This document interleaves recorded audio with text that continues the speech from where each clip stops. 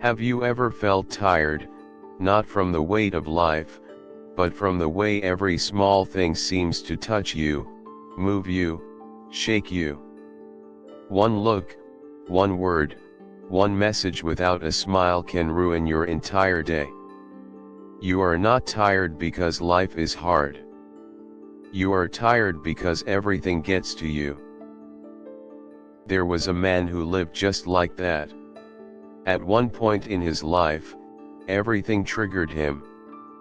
A coworker interrupted him mid-sentence, and he felt invisible.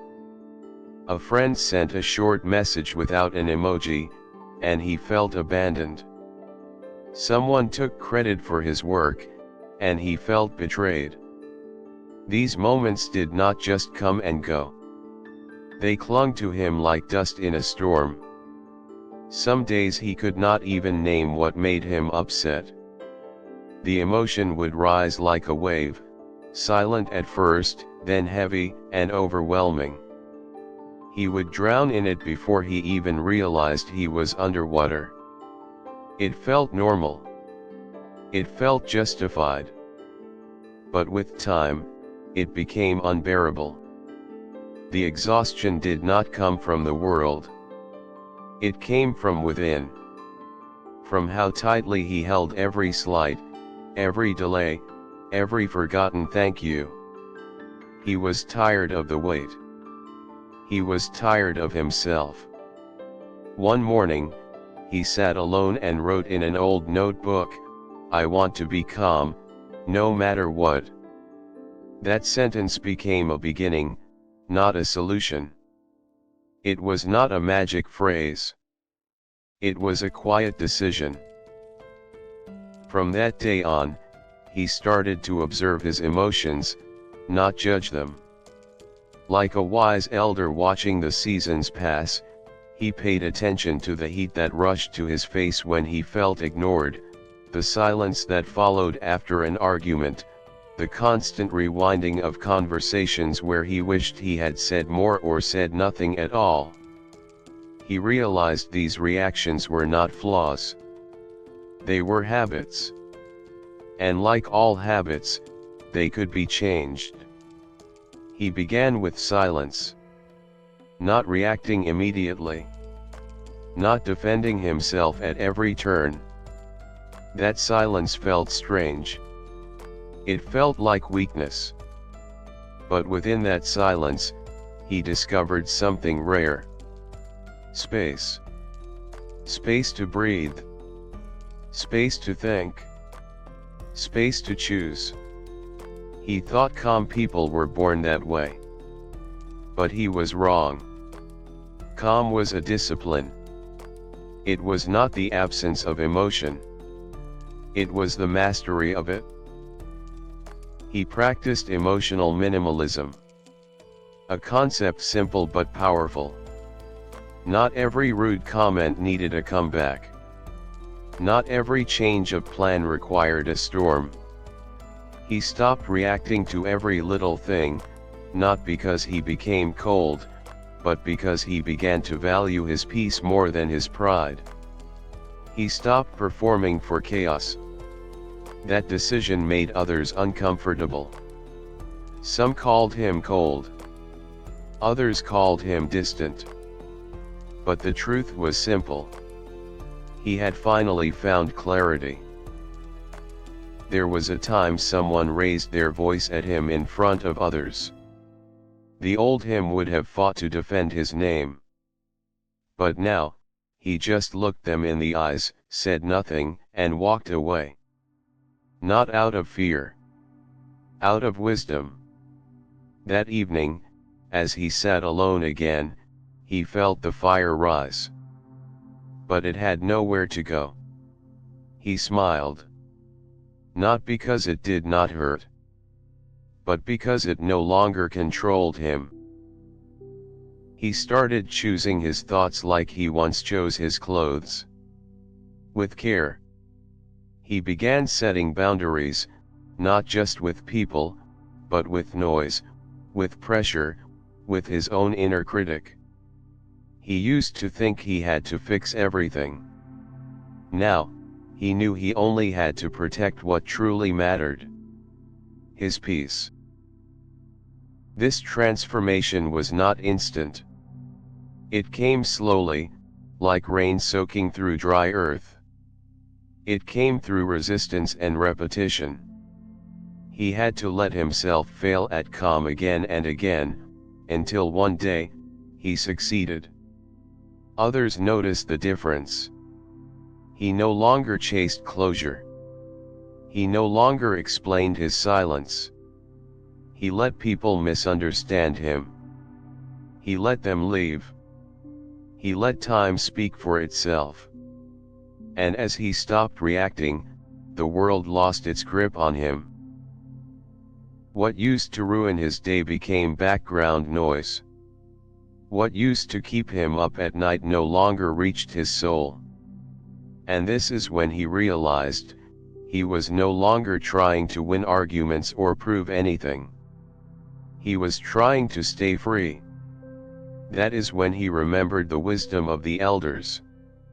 Those who had lived before him. Those who said, true calm is not stillness on the surface, but stillness at the root. There are truths that time does not erase. Here are the 7 that shaped his journey. First, understand the nature of your reaction. Your brain is not broken. It is ancient. Long ago, being rejected meant danger. Being ignored meant death. That is why today, a raised eyebrow can feel like a threat. But you are not living in a cave. You are not being hunted. Your mind does not always know that. It tries to protect you by overreacting. You cannot always stop the first feeling. But you can choose what comes next. That is where power begins. Second, silence is sacred. In the moment between a trigger and a response, there is a space. That space is everything. It is where wisdom lives. Learn to pause. Learn to wait. The more you do it, the more natural it becomes. That pause becomes a shield, not from the world, but from your own impulsive self.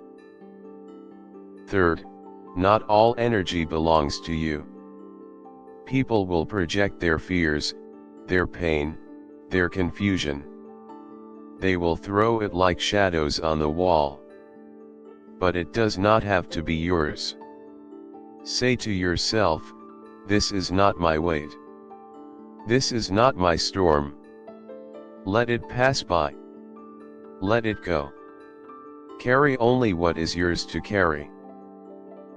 Fourth, stop seeking validation. Your peace does not need permission. It does not need applause. When you start living from within, you realize that not everyone will understand you. And that is fine. You are not here to be understood by everyone. You are here to understand yourself. That is where calm begins. Fifth, train your will like a muscle. Mental strength is not born. It is built. The same way you build your body. Through resistance. Through repetition. Start small. Let someone cut in line without responding. Let a message go unanswered. Sit in discomfort. Each time you do, you build a little more strength. Until one day, the things that once controlled you no longer move you. Sixth, true power looks like calm. The loudest one in the room is not always the strongest. Power is the one who does not need to explain. Power is the one who listens more than speaks. Power is the one who can sit in chaos and remain steady. This is not weakness. This is control. Quiet control. Silent strength. Seventh, protect your peace like treasure. Your calm is sacred. It is earned. It is delicate. You do not owe it to anyone. Learn to say no without guilt. Learn to walk away without noise. Learn to stop explaining why you choose peace. The world may call it strange. Let it. You know what it is worth. In the end, he did not become a different person. He simply became who he was, without all the noise. He did not stop feeling. He stopped feeding the fire. His life did not get easier, but it became lighter. Not because the storms stopped coming, but because he no longer let them in. That is the journey. That is the way. The goal is not to feel nothing. The goal is to feel everything and still remain unmoved. To know that chaos will come, but you have the choice to stay centered. That is the wisdom of the elders. That is the strength they offer you now. You are allowed to pause.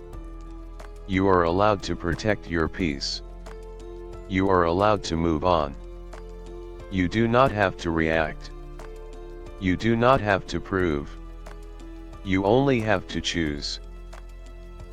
If this message has touched something in you, then let it stay. Let it become a seed. Begin your journey today. Begin observing, choosing, and returning to yourself. That is where the calm lives. That is where the power begins. And if this story speaks to you, leave your thoughts below. Share your journey. Like and subscribe to explore more timeless wisdom for a modern world. There is peace waiting for you. It has always been there. Within.